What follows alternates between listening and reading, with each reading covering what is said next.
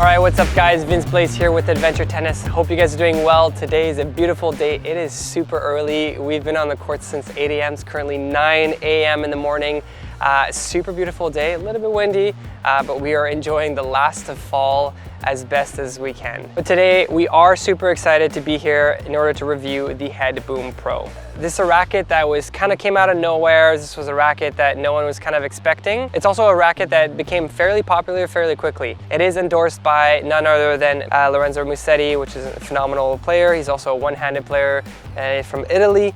So this racket is a 16 by 19 string pattern. We have it strung at around 54 pounds. I believe in both crosses and mains, and we are using the Head Hawk Touch at around 17 gauge. Overall, I think it's a very stylish racket, but honestly, when it first came out, I wasn't too sure what to think about it. I didn't know where it would play and how it would play, but I was always looking forward to be able to play with it. So thanks to Do It Tennis, who did send us this racket for review. Thank you so much, Do It Tennis. We were able to get our hands on it, and hopefully today we're gonna give you guys our review and our thoughts overall on how it plays. Let's get it.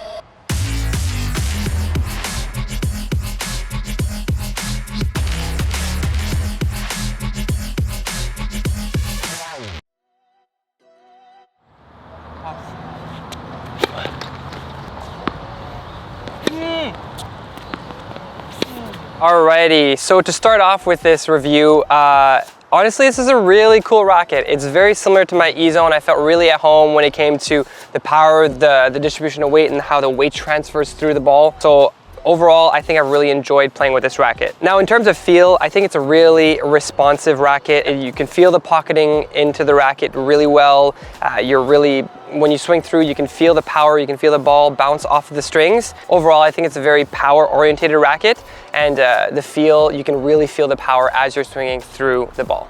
In terms of spin, good potential, very good potential. I personally was able to get a couple of kick serves that were really high. They were going above Bob's head. When you are whipping through the ball and you're getting a good head speed sort of acceleration through it, you're gonna really see a lot of spin in my opinion. It is a little bit of a wider sort of feel to the racket. It's not, it feels like the strings are a little bit more separated, and so you are getting a little bit more spin in my opinion. I don't know if that's just me, it just seems like it. Yeah, overall, I guess the shape and sort of the weight distribution really helps and is very conducive to being able to create spin.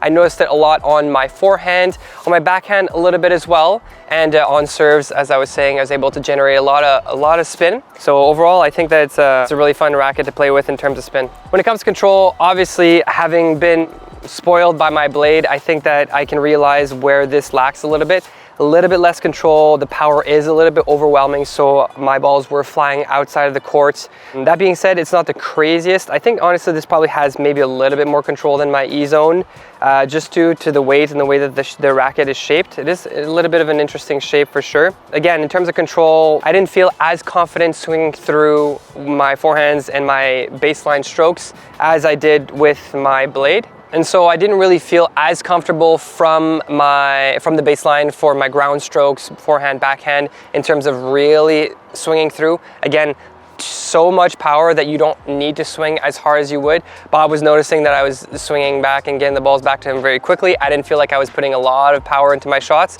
and so it just goes to show how much power this racket has.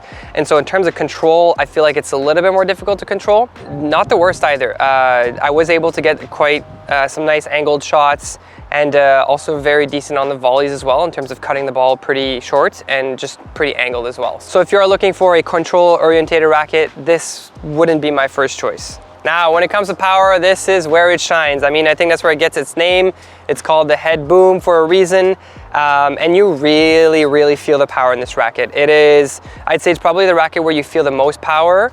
Maybe similar to something like, for example, the Pure Aero Rafa Origin, where there's so much weight you can feel the power. But this one, being at its weight and sort of a typical racket, it really feels like you have some effortless power when you're swinging through. Again, we were just rallying. I wasn't putting too much effort, and you know, Bob was telling me, hey, yo, you need to chill, you need to relax, you're hitting too much power as we're warming up. It's very easy to generate some power, especially on the ground strokes, which can get you into a little bit of trouble again if you're not controlling, if you're not keeping at bay and you're not applying a lot of spin on the forehand and the backhands in order to keep the ball into the court. But overall, you are able to generate a lot of power, and overall this will be a weapon to allow you to be able to apply a lot of pressure on your opponent just to the power and the speed that you can get the ball back.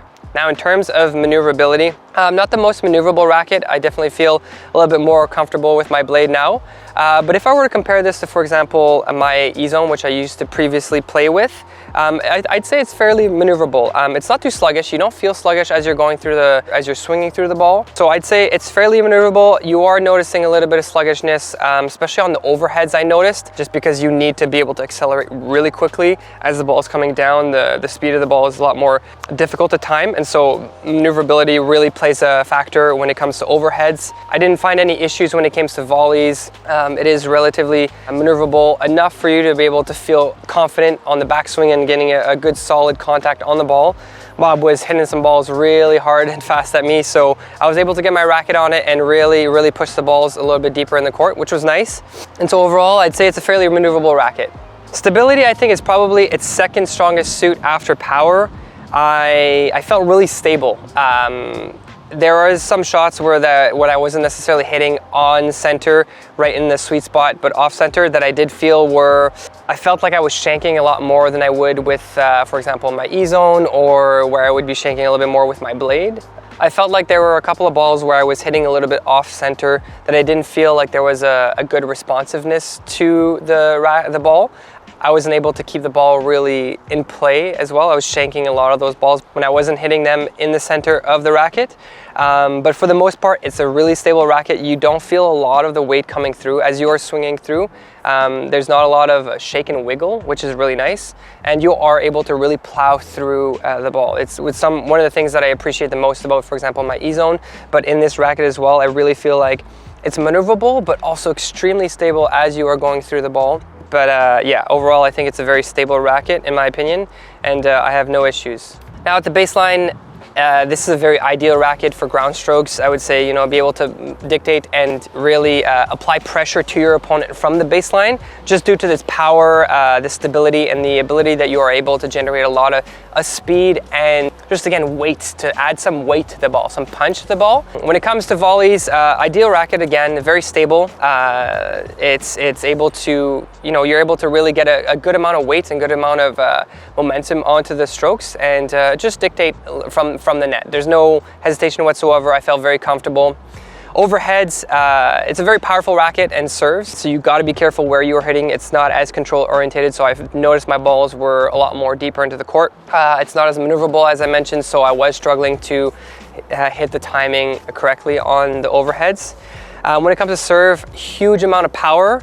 So it's great for flat serves, and it also has quite a bit of spin, as I mentioned, so you're able to generate a lot of kick, a lot of spin, and just have a little bit more flexibility at the serve line, which is great because, again, keeping your opponent guessing, keeping them on their toes, and not really giving them much predictability on where you're going to be hitting the ball. So overall, I think it's a very solid racket, and I would recommend this racket maybe a little bit more to someone who's a little bit more comfortable with ground strokes, with a full follow through and good technique.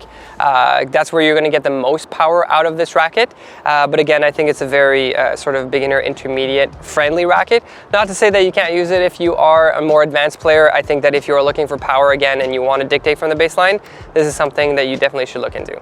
Yeah, so overall, this is a great racket. At first, when I first played with it, I felt like it was very loose. I felt like I wasn't very comfortable with it, so I didn't have as much of a positive response. Again, I was coming from the E-Zone at the time. But now I think I really enjoy this racket. This is kind of a weird comment, but at first, when it first came out, I thought it was going to be a little bit gimmicky. I thought it was just going to be, you know, too much power, not quite. It didn't seem like it really had a place where in their lineup. Like, obviously they had the extremes with some more spin orientated. They have the speed racket, which is a little bit more stability orientated and more. But this one, generally, I'm very pleased, and I would say a good job ahead because it's a phenomenal racket.